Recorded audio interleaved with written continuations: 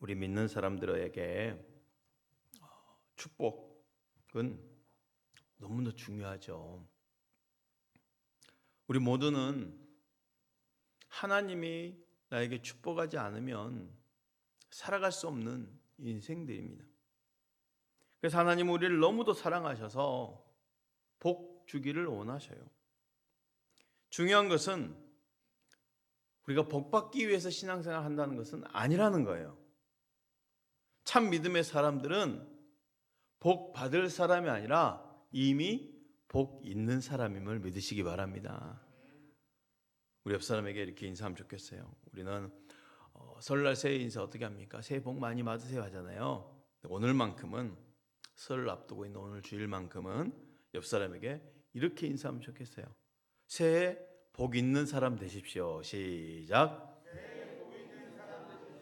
아멘. 복 있는 사람 되시길 바랍니다. 우리는 복 있는 사람이고 복을 흘려보낸 사람이에요. 오늘 주보에 세례교 의무 헌금 봉투가 있잖아요.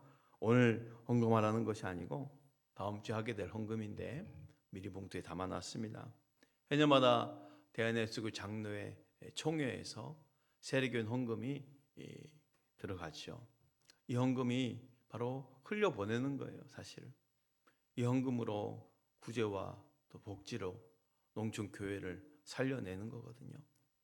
지난번에도 산불이 크게 나서 영양 쪽이죠. 산불이 크게 나서 교회가 우리 총회 산하 교회 한 7채 정도가 전소가 됐어요. 그 중에 한 교회를 또 이 헌금으로 고스란히 완전히 건축해서 세워졌거든요. 시골에 있는 교회입니다. 아름답게 세워져도 사실 노인들밖에 없는 교회거든요. 그럼에도 교회가 아름답게 세워져야 되는 것은 맞잖아요. 왜냐하면 우리는 어찌 보면 빚진 자들 아닙니까? 도시에 있는 교회들은 다 지방에서 그 성도들이 이 도시에 나와서 가정을 일구고 일터를 일구고, 그런데 지방은 점점 어른들밖에 남지 않고, 그러니 서로 섬기며 세워야 되지 않겠어요? 세례교회는 1인 1만 원이지만 우리는 10,000원만 심지만 그 헌금들이 모아져서 큰 교회가 세워지는 거예요. 의무적으로 잘 감당할 수 있기를 바라고요. 사람은요, 누구나 행복을 원하고 축복을 원합니다. 사람에게 있어서 축복과 행복은 창조주의 원하심이기도 하죠. 무엇으로 할 수 있습니까? 창조주 하나님 처음 사람 만드시고 에덴 동산을 지으셔서 그 둥지를 틀어 살게 하셨죠. 처음 사람의 삶의 터전 이 에덴이란 뜻이요, 행복, 기쁨, 풍요란 뜻이에요. 사람을 향하신 하나님 마음이 기쁨을 누리며 살아라, 행복하게 살아라, 풍요롭게 살아라 였던 거예요. 그렇게 처음 살아 아담과 하와는 에덴에서 최고의 행복과 기쁨과 풍요를 누리며 살게 되었어요. 하나님의 음성을 들으면서 하나님 안에 사는 것도 좋았고요, 아담과 하와의 관계 역시 최고의 행복이고 즐거움이었습니다. 에덴이라는 환경이 주는 삶도 최고의 행복이었어요. 그런데 이렇게 행복을 누린 저들에게 불행이 시작된 거예요. 뱀의 형상을 꿔 찾아온 사단의 유혹에 넘어가서 선악과를 먹게 되면서죠. 죄인이 되어버린 아담과 하와는 행복 동산에 쫓겨나서 행복을 잃어버린 삶을 살면서 불행이 시작됐습니다. 이걸 잘 아셔야 돼요. 에덴에서 쫓겨나서 불행의 삶이 시작된 게 아닙니다. 이미 에덴 안에서, 에덴 동산 안에 있을 때 하나님 관계에 단절되면서부터 불행이 찾아온 거예요. 그러니 행복은요, 환경이 조건이 아니라는 거죠. 나에게 아무리 좋은 환경이라 할지라도 하나님과 관계가 틀어져 버리면 인생은 행복이 없는 거예요. 사람들에게서 진정한 행복은 환경에서가 아니라 하나님과의 관계에서 오는 것임을 믿으시기 바랍니다. 그럼에도 사람들은 더 좋은 환경을 메말라 하죠. 더 좋은 환경이 오면 행복할 거라 착각하는 거예요. 그래서 더 출세하고 싶고 더 화려해지고 싶은 거죠. 그런데 기억하십시오. 하나님과의 관계가 회복되지 않고서는 누구라도 축복이 있을 수 없습니다. 그렇다면 하나님 관계가 무엇으로 회복될 수 있을까요? 하나님 시편 말씀을 통해서 복 있는 길이 있다고 말씀해 주시네요. 방법이 있고 원리가 있습니다. 시편 1편 복 있는 사람 이렇게 시작합니다. 함께 봉독해 볼까요? 복 있는 시편 1편 1절 시작. 복 있는 사람은 악인들의 길을 따르지 아니하며 죄인들의 길에 서지 아니하며 오만한 자들의 자리에 앉지 아니하고. 복 있는 사람들이에요. 앞으로 복 받을 사람을 말하는 것이 아니라 복 있는 사람. 복 있는 사람이 그러하다는 것입니다. 이 자리에 계시는 예수를 영접한 하나님 자녀가 된 우리 모든 성도님들 각자 스스로 나는 복 있는 사람임을 확신하십시오. 신명기 33장 29절 말씀 보겠습니다. 이스라엘이여 너는 행복한 사람이로다. 여호와의 구원을 너같이 얻은 백성이 누구냐. 그는 너를 돕는 방패시요 내 영광의 칼이시로다.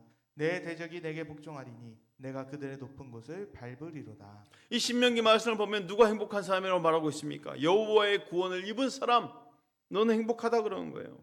하나님의 그 삶에 함께 해준 사람이 행복한 사람인 거예요. 이미 우리는 구원의 은혜를 입었고 성령께서 영원히 떠나지 않고 나와 함께 하시기에 가장 행복한 사람인 줄로 믿습니다. 그런데 복 있는 사람 내에 또 다른 의미가 있어요. 복 있는 사람이란 복을 선택해서 사는 인생이에요. 선택입니다. 복 있는 사람이 선택한 삶은 어떤 삶일까요? 시편 1편 1절에 정확하게 말씀해 주고 있어요. 다시 한번 봉독해 봅시다. 시작. 복 있는 사람은 악인들의 길을 따르지 아니하며 죄인들의 길에 서지 아니하며 오만한 자리에 앉지 아니하고. 이 구절은 똑같은 내용이에요. 다른 표현을 말해서 거듭 강조해 주고 있는 거죠. 악인들, 죄인들의 길, 오만한 자들의 자리에 앉지. 단순 병행이 아니라 점진적인 병행이에요. 나쁜 것에서 더 나쁜 것, 더 나쁜 것에서 더 나쁜 것. 악인보다 죄인이 더 나쁜, 죄인보다 오만한 자, 이렇게 말이죠. 먼저는 복 있는 사람들은 악인들의 꾀를 따르지 아니하며 라고 했어요. 삶의 방식의 문제입니다. 악인들이 누굽니까? 여기서 말하는 악인은 혹독한 범죄자를 말하는 게 아니에요. 하나님 보시기에 악인은요, 하나님이 없는 것으로 살아가는 사람들이 악인입니다. 자신의 지혜로, 자신의 소견에 옳은 대로 사는 사람들, 하나님을 알지만 하나님께 예배하지 않는, 그 삶에 하나님이 전혀 계산하지 않는 사람들. 그러므로 악인의 꾀를 따르지 아니하면 바꾸어 말한다면 하나님이 계시지만 하나님이 없는 것처럼 사는 것, 하나님을 의식하며 사는 것이 복 있는 사람이에요. 내가 무엇을 원하는 것보다 하나님이 무엇을 원하고 계시는가를 살펴야 되죠. 내 집안에 부모님이 계시면 내가 행동을 함부로 해서는 안 되는 거잖아요. 내 감정을 절제하고 내 습관 절제하고 사는 것. 신앙생활도 마찬가지입니다. 내 마음대로 사는 것 절대로 복이 아니지요. 복 있는 사람은 하나님이 계심을 기억하고 사는 거예요. 또한 복 있는 사람은요, 죄인의 길에 서지 아니하니. 죄인이라면 목표가 없는 거죠. 죄가 뭡니까? 헬라어로 하마르티아, 관역에서 벗어나다. 화살을 쐈는데 그 화살이 관역에 명중하지 않고 빗나간 거, 이게 죄를 말합니다. 헬라어에서 죄를 관역에 빗나간 화살이라고 표현했어요. 그러면 죄인의 길에 서 있다는 것은 뭐예요? 삶의 방향과 목적이 빗나갔다는 거예요. 있어야 할 자리에 이탈되는 것, 이게 죄인 거예요. 우리는 있어야 할 자리가 있잖아요. 그러면 죄인의 길에 서 있다는 것은요, 삶의 방향과 목적이 어긋났다는 건데, 예를 들어서 아브라함을 보십시오. 가나안에 있어야 되는데 가나안에서 이탈해서 점점점 내려갑니다. 애굽으로 내려갑니다. 이탈된 거죠. 하마르티아예요. 왕의 집무실이 있어야 할 다윗이, 자신의 부하들은 전쟁터에 나가서 전쟁하고 있는데 옥상에 홀로 거느려서 모욕한 여인을 보면서 음욕을 품었어요. 하마르티아예요. 있어야 할 자리에 있지 않은 것. 사무엘은 어떻게 기도했습니까? 내가 기도를 쉬는 죄를 범치 않겠다 했어요. 기도를 쉬었다고 죄입니까? 그럼에도 그렇게 표현한 게 뭡니까? 기도의 자리에서 나는 이탈하지 않겠다라는 거예요. 내가 있어야 할 자리는 기도의 자리다라고 말하는 거예요. 이 자리에서 이탈하는 것이 곧 나에게 하마르티아라는 것이요. 죄인보다 훨씬 더 나쁜 사람이 있습니다. 오만한 사람이에요. 오만한 사람, 하나님이 정리하면 하나님을 거스르는 사람, 하나님께 반역한 사람. 복 있는 사람은 오만한 자리에 앉지 아니하고 삶의 자리를 말하는 거죠. 삶의 자세. 내 삶의 주인이 내가 된 사람들. 오직 내 결정이 중요하고 철저하게 이기적인 삶의 정신. 오만한 자들이 있지요. 누가 주인인가는요, 내가 누구를 위해 사는가 보면 되는 거예요. 사울 왕이 왜 오만한 자입니까? 삶의 기준이 다 자기 자신이었거든요. 사무엘 선지자가 하나님 뜻을 전해 주어도 자기의 속에는 옳은 대로 행합니다. 결국 하나님께 버림받은 자가 되어버렸습니다. 그러므로 오만한 자리에 앉지 않는다는 것은요, 내 삶의 주인의 자리에서 내려오는 거예요. 그 자리에 주님이 계실 수 있도록, 말씀이 자리할 수 있도록, 하나님이 자리할 수 있도록, 그리고 주인 대신 하나님 앞에 난 철저히 낮아져서 종의 자세로 살아가는 것입니다. 복 있는 사람이 이렇게 복을 만들어내는 사람이에요. 복 있는 자리에 선택하는 것이요, 악인들의 길을 따르지 않는 것, 죄인들의 길에 서지 않는 것, 오만한 자리에 앉지 않는 것. 그래서 복은 내가 선택하면서 만들어가는 거예요. 그럼 복 있는 사람과 복 없는 사람의 차이가 있죠. 신앙심이 다른 것이 아니라 삶의 방식이 다르다는 거예요. 삶의 자리가 다르다는 거예요. 방향이 다르다는 거예요. 복을 놓아버린 사람의 특징은 하나같이 하나님 없어도 된다는 사람들이에요. 그 삶이 하나님을 전혀 개선하지 않기 때문에, 사랑하는 성도 여러분, 복 있는 자리에 있기를 축복합니다. 여러분들이 복을 만들어낼 수 있는 자들이 되시길 축복합니다. 그렇다면 복 있는 사람답게 적극적으로 살아가십시오. 하지 말아야 될 것을 안 하는 것은 어느 정도 할 수 있어요. 그런데 복 있는 사람인 나에게 하나님은 좀 더 적극적인 걸 요구하셔요. 해야 할 것을 하는 것. 2절 말씀이에요. 함께 봉독합시다. 시작. 오직 여호와의 율법을 즐거워하여 그의 율법을 주야로 묵상하는도다. 여호와의 율법을 즐거워하여. 이 말씀을 잘 이해해야 돼요. 여기서 율법을 즐거워하다는 것은 책 읽기를 좋아하듯이 나는 성경이 재밌어, 그런 걸 말하는 게 아니에요. 여행을 좋아하는 사람들이 나는 여행을 즐겨, 영화를 좋아하는 사람들 난 영화를 즐겨, 이걸 말하는 게 아니에요. 말씀을 단순히 즐기면서 좋아한다는 것이 아니에요. 이 또한 선택입니다. 말씀 안에서 말씀대로 사는 것을 최고의 가치로 여기며 살겠다라고 말하는 거예요. 좀 더 잘 살겠다고 말씀을 놓아버린 사람이 복이 아니라는 거죠. 좀 더 출세하겠다고 말씀을 놓아버리는 것이 복이 아니라는 거죠. 다니엘은 왕의 진미를 다 거절했습니다. 요셉은 감옥에 갈지언정 여인의 유혹을 거절하며 자신을 지켜냈어요. 왜요? 하나님 안에서 말씀 안에 사는 것이 삶의 최고의 가치로 지켜내고 있는 거죠. 말씀 안에 사는 것입니다. 사람들은 이해하지 못하죠, 세상에서는. 왜요? 그 말씀 안에 사는 것이 진정한 가치 있는 것을 모르기 때문에. 우리는 다릅니다. 우리는 구별된 자들이잖아요. 거룩한 자로서 구별된 자들, 사랑받는 자처럼 사는 것. 세상에서 말이죠. 불러냄을 입은 사람들, 말씀을 통해 진정한 삶의 가치가 무엇인지를 깨달아 아는 사람들이에요. 시편 84편 10절 말씀 이렇게 말하고 있어요. 주의 궁정에서의 한 날이 다른 곳에서의 첫날보다 나은즉 악인의 장막에 사는 것보다 내 하나님의 성전 문지기로 있는 것이 좋사오니. 하나님을 모르고 살아가는 첫날보다 하나님 안에서의 하루의 삶이 가치가 있다라는 것이요. 하나님 없이 대궐에 사는 것보다 문지기에 살아도 성전 중심으로 사는 것이 복이라는 것입니다. 복 있는 사람은 여호와의 율법을 주야로 묵상하는 자로다 했네요. 단순히 좋아해서 즐거워하는 감정의 표현이 아니죠. 결단이에요. 결단. 여기서 주야는 뭘까요? 그냥 문자적으로는 낮과 밤이에요. 그럼 여러분 낮에도 성경 읽고 밤에도 성경만 읽고 그 말을 하는 것이 아니에요. 뭐냐? 인생의 낮과 밤을 말하는 거죠. 내가 좋을 때도 성경을 묵상해야 되지만 정말 힘들 때도, 인생의 밤을 지날 때도 말씀이 있어야 된다.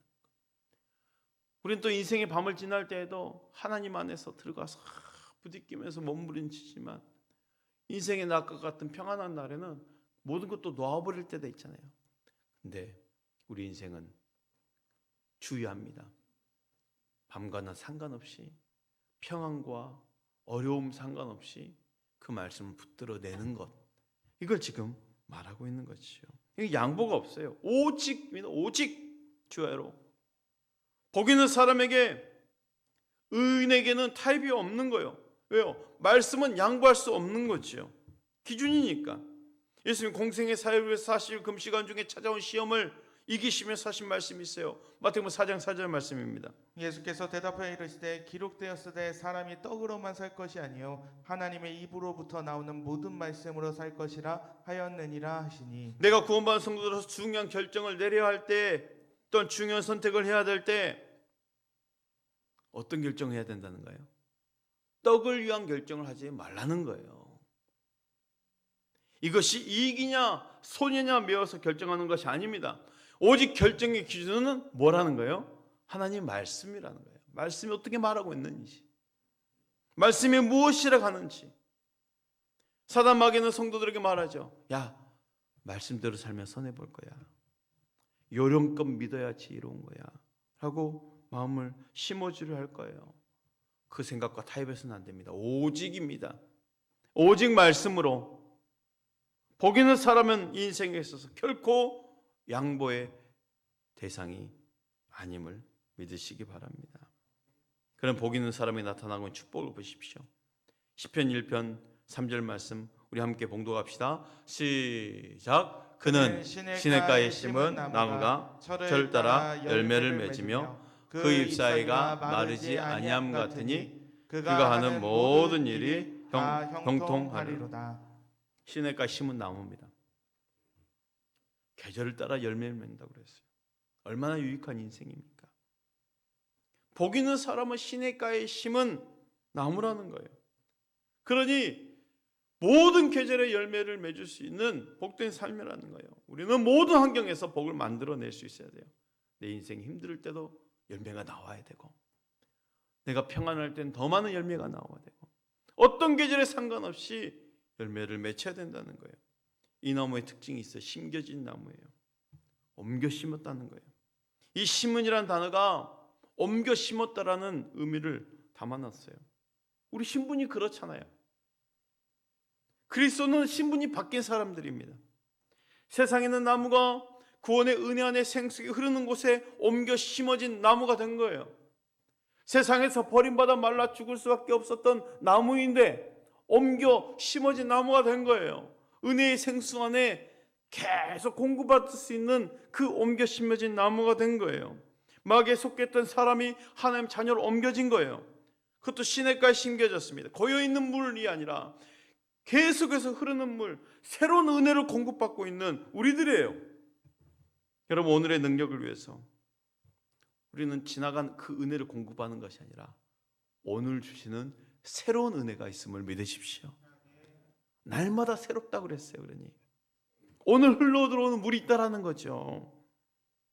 사랑하는 성도 여러분, 내가 옮겨진 시냇가에 심은 나무라면 그곳에 뿌리 내리시길 바랍니다. 내가 원하는 곳에서 내가 원하는 땅에 뿌리를 내리며 사는 것이 아니라 복 있는 사람은 시냇가에 심겨진 나무예요. 그곳에 뿌리를 내리는 사람들이에요. 또한 성도는요, 열매도 중요하지만 잎사귀도 복이 좋아야 돼요. 세상이 우리를 볼 때도 표정이 좋아야 되지 않겠습니까? 복 있는 사람은 표정이 살아있는 거죠. 왜 우리 표정이 살아있습니까? 끊임없는 은혜를 공급받기 때문이잖아요. 저를 따라서 선포해 볼까요? 다 주의 은혜입니다. 다 주의 은혜입니다. 다시 한번 다 주의 은혜입니다. 다 주의 은혜입니다. 명절에 이제 가족들 만나고 그렇지만은 우리 믿는 사람들은 잎사귀도 좋아야 되잖아요. 보기에 좋은 표정이 살아 있어야 되지 않겠습니까? 왜요? 은혜 받는 사람들이기 때문에 날마다 새로운 은혜 속에서 형통이 있기 때문에 다시 한번 3절 말씀을 함께 봉독합시다. 그는 시냇가 시작. 그는 시냇가에 심은 나무가 철을 따라 열매를 맺으며 그 잎사귀가 마르지 아니함 같으니 그가 하는 모든 일이 다 형통하리로다. 형통에 대한 인물들이 있죠. 구약에 요셉은 형통하였더라. 그의 노예의 삶 속에서도 형통, 감옥에서의 삶도 형통. 왜요? 우리 시냇가 심나무기 때문에 철을 따라 열매를 맺는 거예요. 어떤 계절에도 상관없이 열매를 맺혀 있는 거예요. 형통입니다. 사랑하는 성도 여러분, 내가 복 있는 사람이라면, 우리 성도님들 한 분 한 분이 다 복 있는 사람이라면 모든 상황 가운데 형통케 하시는 하나님의 능력을 믿으시길 바랍니다. 모든 환경 가운데 복 있는 사람 되십시오. 복을 선택하는 사람 되십시오. 복을 만들어가는 사람 되십시오. 그리고 새해 하나님의 축복을 더 많이 받으시길 바랍니다.